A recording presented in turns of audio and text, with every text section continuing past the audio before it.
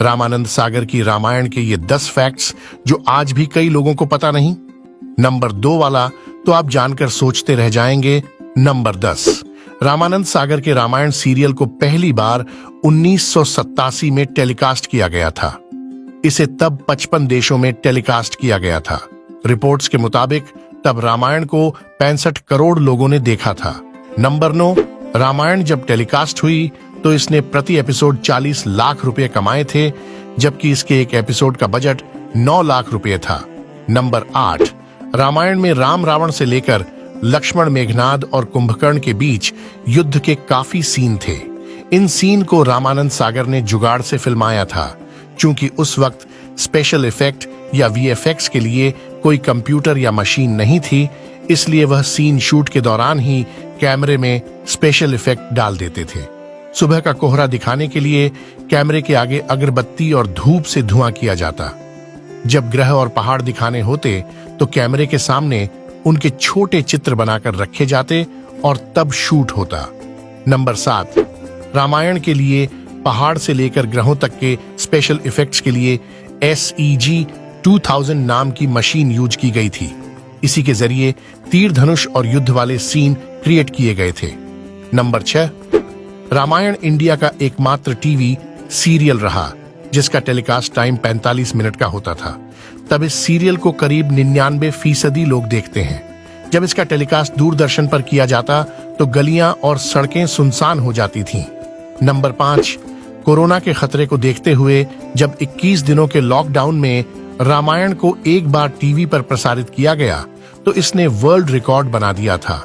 16 अप्रैल 2020 को रामायण का जो एपिसोड टेलीकास्ट किया गया था उसे करीब 7.7 करोड़ लोगों ने देखा था।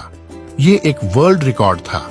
नंबर 4, आपको जानकर हैरानी होगी कि रामायण को जून 2003 में सबसे ज्यादा देखा जाने वाला mythological serial in the world के तौर पर Limca book on off world record में शामिल किया गया था।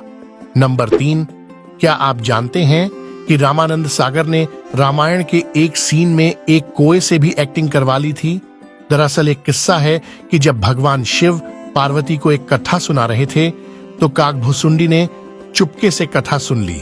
इसे उन्होंने अपने पंछियों को सुनाया था, जिसके बाद यह तुलसीदास जी तक पहुंची।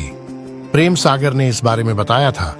उन्होंने कहा था कि रामायण में एक सीन था जिसमें एक छोटा बच्चा रोटी के लिए रो रहा है और मां को पुकार रहा है।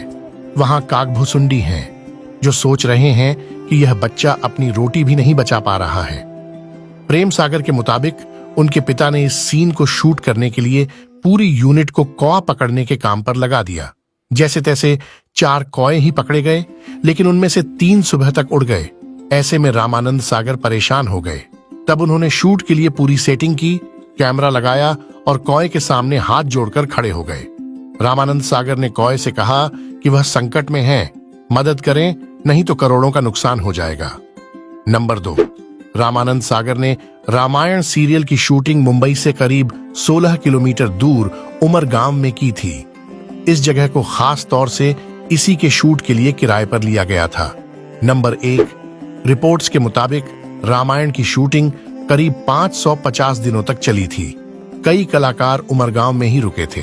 किसी दिन अगर शूट के लिए कलाकारों की कमी पड़ जाती तो आसपास के इलाके में ढोल नगाड़ों से घोषणा करवाई जाती। इस सीरियल के शूट में कई आम लोग भी शामिल थे। रामायण में त्रिजट्टा का किरदार भी किसी एक्ट्रेस से नहीं बल्कि एक आम महिला ने निभाया था, जो कि गुजरात के सूरत की रहने वाली थी। उनका नाम विभूति परेश चंद्र दवे था।